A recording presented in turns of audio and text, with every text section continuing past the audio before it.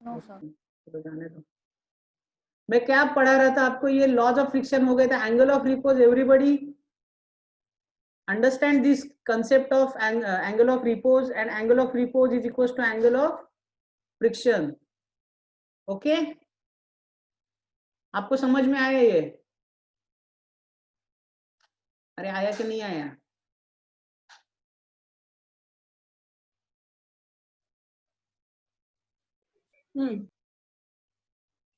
Okay circular motion देखते हैं हम।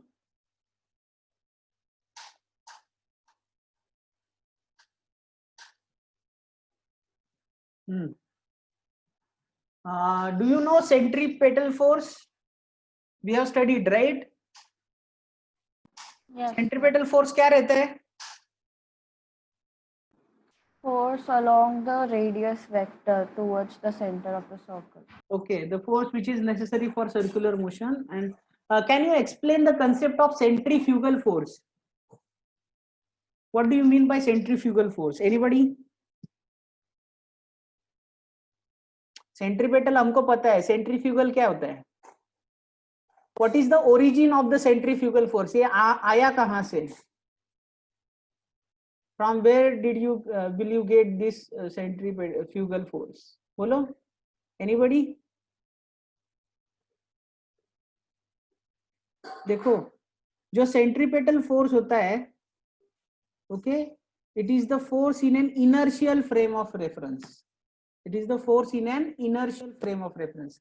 Now we will start with the inertial frame of reference. What do you mean by inertial frame of reference? What do you mean by inertial frame of reference? Yes?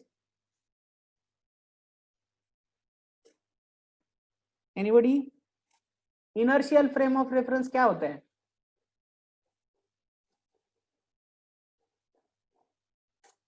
अरे बोलो रे।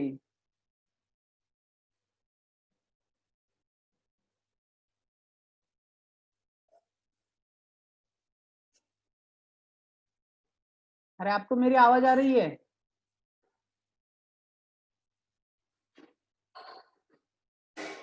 Hello?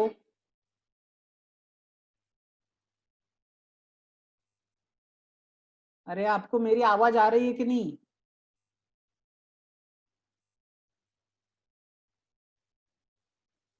क्या होगा?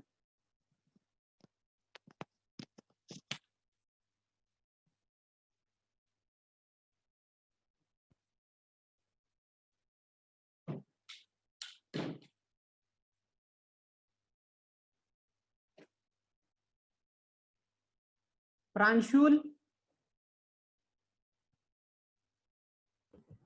हाँ sir. हाँ बोलो। अरे बोलो ना यार, साले यार तुम लोग यार चुप बैठे हो, कुछ बोल नहीं रहे, मैं इधर बड़बड़ किए जा रहा हूँ। अरे आवाज आ रही है, आवाज आ रही है, ऐसे थोड़ी चलेगा। अंश,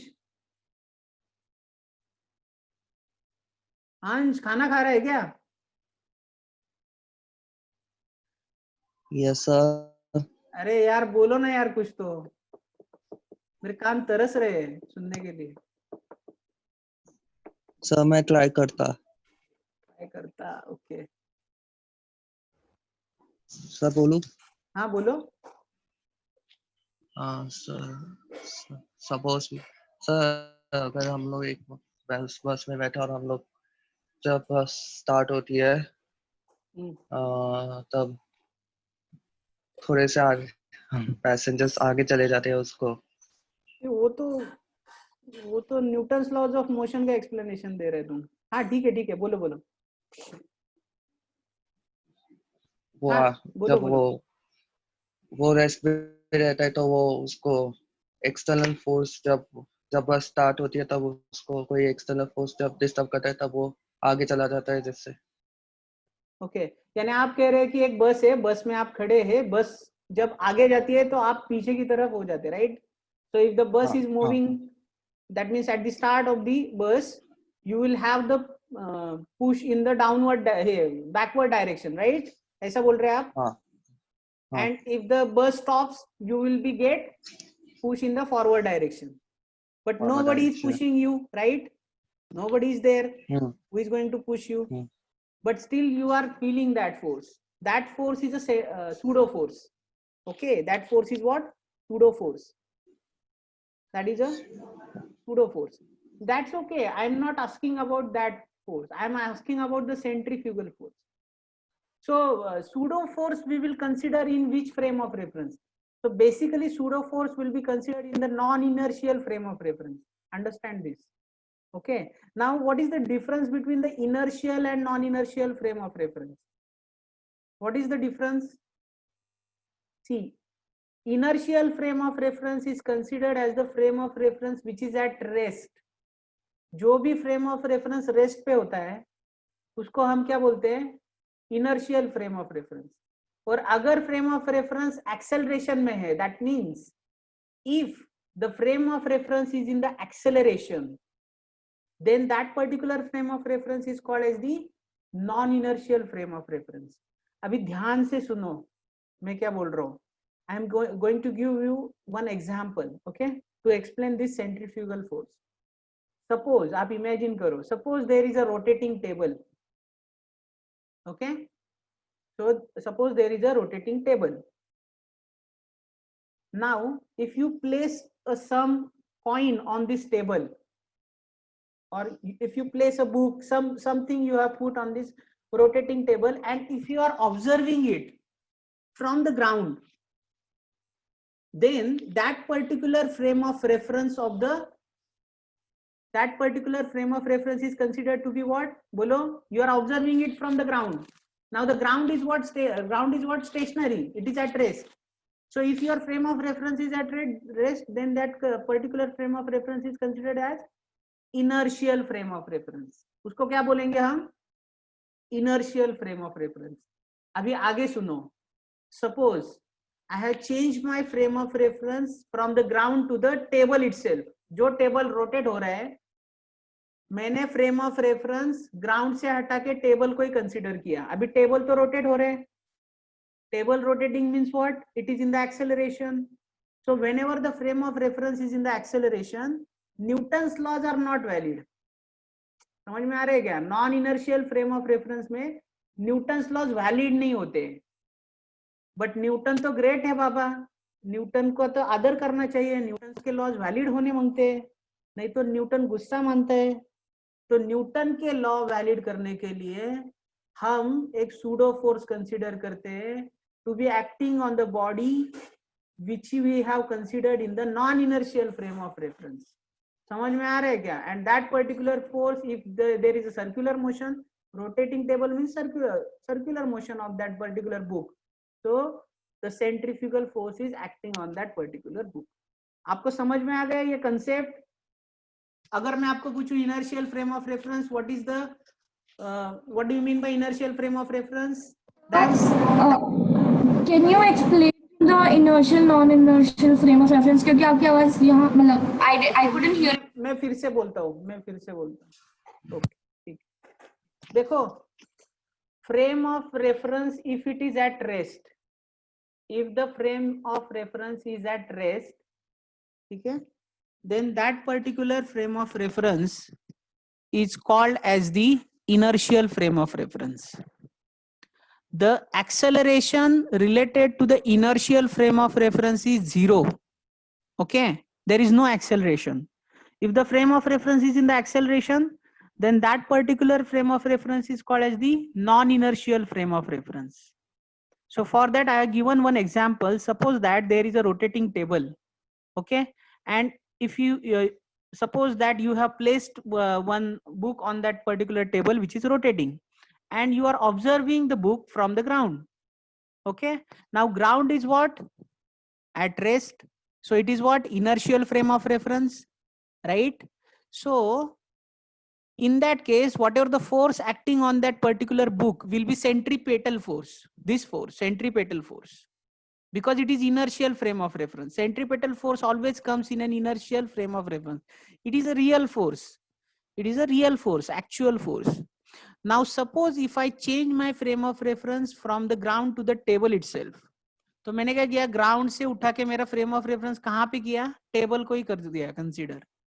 Then what is going to happen?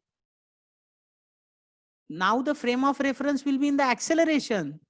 Can it be the inertial frame of reference? No, it is non-inertial frame of reference.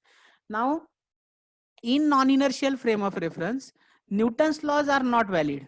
कभी भी valid नहीं होते वो. Okay? लेकिन न्यूटन जो था, Newton scientist, Isaac Newton, he was very great. So his laws must be valid. तो उनको valid करने के लिए we are going to assume that some pseudo force is acting on the particle which we have considered in the non-inertial frame of reference, and that particular force is known as a centrifugal force. आपको समझ में आया है? अरे समझ में आया क्या अभी? Sir. Have you got the things? Yes, sir. Okay. चलो मैं ये बता रहा था अभी we are going to see some points of differentiation. We will discuss this. See, centripetal force, centrifugal force. Centripetal force, if you consider, it is the force necessary for the circular motion of the body. Centrifugal force, it is not necessary for the circular motion of the body. Okay, it is a real force. Centripetal force is the real force. It is pseudo force. झूठ मूठ का force रहता है. It is the cause of the circular motion. Because of the circular centripetal force, the circular motion is happening. So it is the cause of the circular motion. And this centrifugal force क्या रहता है? Effect of the circular motion. Effect होता है. देखो, अगर centripetal force रहेगा तो circular motion होगा. अगर circular motion होगा तो by default centrifugal force होगा. Okay, so it is the effect, it is the cause. That is the difference. Now Newton's laws are valid in case of the inertial frame of reference. That I have already told you. Whatever the explanation that I have given to you, it is based on this point only. Newton's laws are valid in case of the inertial frame of reference. Newton's laws are not valid in case of the non-inertial frame of reference. Sir, Sorry? is tangential force and centrifugal force the same thing? No, tangential force is not a centrifugal. 1 minute. Tangential force is different. Radial force, you can say that is a centripetal force, not tangential. See, this force along the radius towards the center, this is centripetal force, and this is tangential force. Tangential force will never be acting towards the center of the circular path. So it cannot be the centripetal force. Remember this. Okay? I'm talking about centrifugal. Centrifugal. No, centrifugal also not. You cannot say tangential force is centrifugal. Centrifugal ऐसा रहेगा. Okay, sir. Along the radius, away from the center. It will not be along the tangent. Never. Only along the tangent. It will be the tangential force is F is equals to AT into M. AT is what? AT is tangential acceleration. You know the relation between tangential acceleration and radial acceleration. If I say you AR is equals to R omega square, what is the value of AT? Bolo? AT is dV by dt. AT is dV by dt, or you can say AT is what? R alpha. Okay. So this is different. This is the cause of this is responsible for centripetal force, and this is responsible for the tangential force. Clear hai? Okay.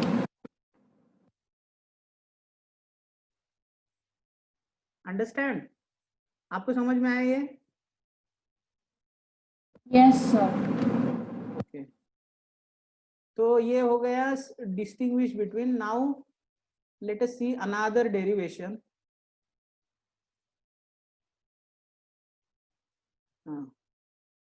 देखो, obtain an expression for the maximum safety speed. क्या चाहिए हमें? Maximum safety speed with which the vehicle can move along the horizontal curved road. Now let us consider, देखो, let us consider the vehicle moving along the horizontal curved road. देखो, horizontal curved road कैसे होता है? ऐसे सांप के जैसा road होता है ना? That is, it is not a banked road. Banked road ऐसे रहेगा. हॉरिजॉन्टल ऐसे ही है, लेकिन ये कर्व्ड रोड है, ठीक है, it is not banked one. तो this is the horizontal curve road. जब व्हीकल यहाँ पे होता है तो you can take this as a radius. जब व्हीकल यहाँ पे होता है then you can take this as a radius. जब व्हीकल यहाँ पे आएगा then you can take this as a radius. जब व्हीकल यहाँ पे आएगा then you can take this as a radius. Clear? Horizontal curve road theta कितना? 0. ठीक है. So for that we are going to obtain an expression for the maximum safety speed.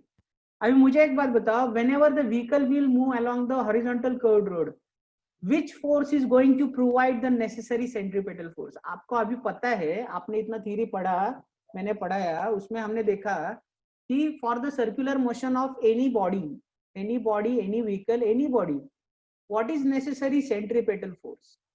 सही है कि नहीं? तो ये जो व्हीकल, ये circular, it can be considered as a circular motion ना, although it is going like this, it is a circular motion only. अरे समझ में आ रहा है आपको? तो यहाँ पे सेंट्रीपेटल फोर्स कौन प्रोवाइड करेगा? कौन सा फोर्स प्रोवाइड करेगा? विच फोर्स? आंसर दो. Which force is going to provide the necessary centripetal force in this case? अरे बोलो रे.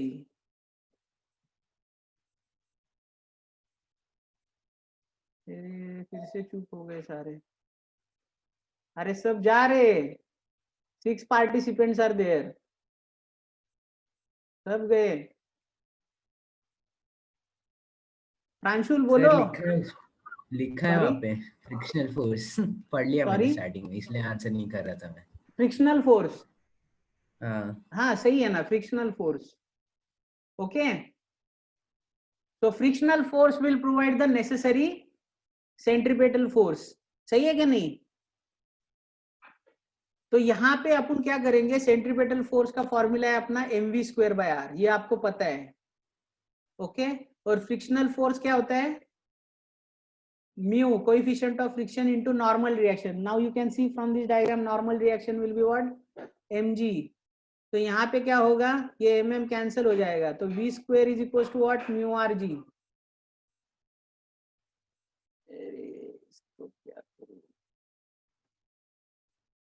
Okay. So v² is what? Mu R G. So v is equal to under root mu R जी.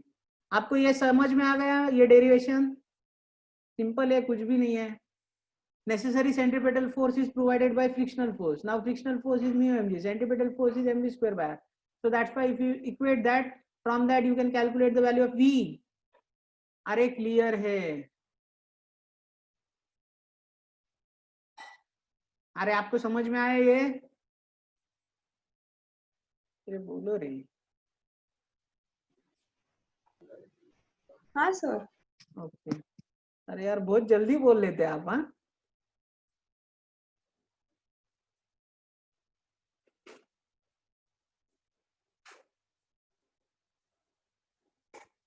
तो अभी हमने formula prove किया, v is equal to under root mu R G. From this formula what are the conclusion? कौन बताएगा मुझे conclusion क्या है? What are the conclusions from this formula? The conclusions from this formula is that the maximum safety speed depends upon mu, depends upon r, depends upon g. अभी ये rg क्या है? Constant है. यहाँ पे म्यू क्या है? कांस्टेंट है क्या? वो वेरिएबल है. म्यू तो वेरी होता है ना. Suppose there is a road, on that road surface if the oil gets split on that road surface, or if the road surface gets wet due to the rainwater, then what is going to happen? This mu is going to decrease. Okay. Now if you are that means you are driving your vehicle considering that the coefficient of friction between the tire and the road surface is 0.5. Now because of the rainfall, this coefficient of friction has been decreased to 0.25. तो half हो गया.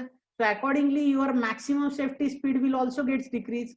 So earlier recommended speed was 50 km/h. Now it has been decreased because of the decrease in the coefficient of friction, and still you are driving your vehicle at 50 kilometer. So what is going to happen with your vehicle? बोलो, vehicle skid हो जाएगा नहीं हो जाएगा? अरे vehicle skid हो जाएगा कि नहीं? Or it will. Sorry, it will skid, right? So, hello. हाँ बोलो.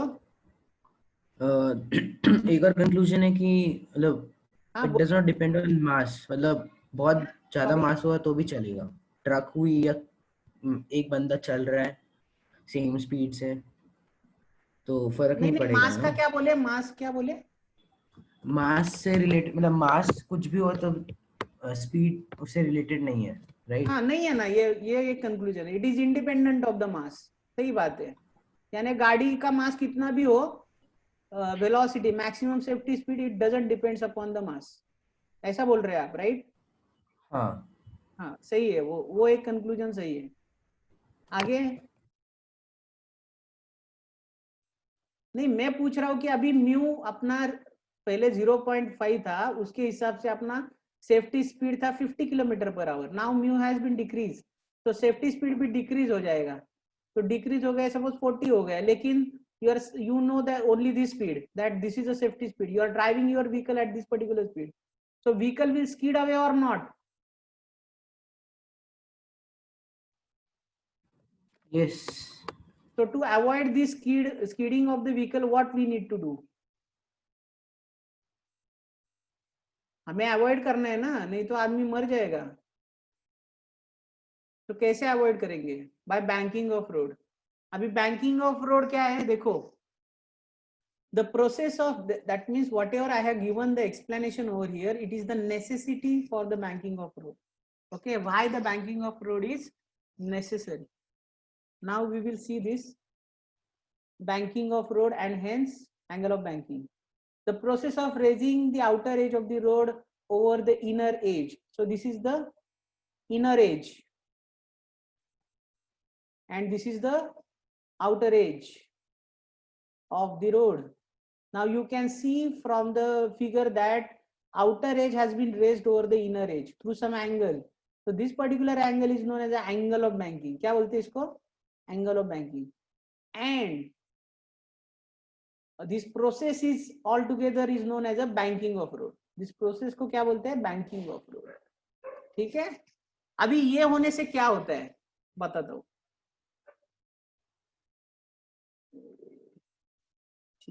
देखो, पहले रोड ऐसा था, गाड़ी ऐसा था, गाड़ी का वेट ऐसे एक्ट कर रहा था, पूरा नॉर्मल रिएक्शन इसको बैलेंस कर रहा था. So this is the case of the horizontal curved road. Horizontal curved road bank करने से पहले. अभी हमने क्या किया, रोड को बैंक कर दिया ऐसे. ठीक है, जब हम बैंक करेंगे, व्हीकल यहाँ पे है, वेट तो वर्टिकली डाउनवर्ड ही एक्ट करेगा. सही है कि नहीं? नॉर्मल रिएक्शन हमेशा परपेंडिकुलर ही रहेगा. सही है कि नहीं? नॉर्मल रिएक्शन ये रिजॉल्व हो जाएगा दो कंपोनेंट में. एक है वर्टिकल कंपोनेंट, एक है हॉरिजॉन्टल कंपोनेंट. ये कौन सा कंपोनेंट है? N sine theta. ये कौन सा कंपोनेंट है? N cos theta. तो इसको मैं हटाऊंगा तब भी चलेगा. ये पूरा नॉर्मल रिएक्शन अभी स्प्लिट हो गया. Now this is theta. ये मैंने पिछली बार भी बताया ये थीटा क्यों आता है. ये थीटा आता है इसलिए ये एन कॉस थीटा आता है. सही है कि नहीं? तो यहां से आपको क्या इक्वेशन प्राप्त हुए? N cos theta is equal to M G. तो इधर देखो, यहाँ पे पूरा mg कौन बैलेंस कर रहा है? Normal reaction. बट यहाँ पे खाली एक ही कंपोनेंट काफी है नॉर्मल रिएक्शन का mg को बैलेंस करने के लिए. तो ये तो हमें एक्स्ट्रा कंपोनेंट मिल गया ना. मिल गया क्या नहीं? एक्स्ट्रा कंपोनेंट है ना ये. तो this extra component is acting towards the center of the circular path will provide the necessary centripetal force. So n sin theta, that is the horizontal component of the normal reaction that has been created, will provide the necessary centripetal force. आपको समझ में आया है ये? हाँ sir समझा। समझा ना? ओके, तो अभी अपन थोड़ा सा डीप में जाते हैं। 1 मिनट, कितना टाइम है अपने पास? 2 मिनट है, चलेगा। ओके ठीक। अभी तो ये कुछ पॉइंट्स है, देखो मैं आपको थोड़ा सा बता देता हूँ। डेथ वेव आप करके रखो, बेंडिंग ऑफ साइक्लिस्ट, ठीक है। क्या होता है? Then vehicle moving along the banked road, vehicle moving along the banked road. So we will start our derivation from the vehicle at rest. So all these things we will cover in Thursday's lecture, okay? And then NCERT problems also we are going to solve. Clear? अरे आपको समझ में आया? ठीक है।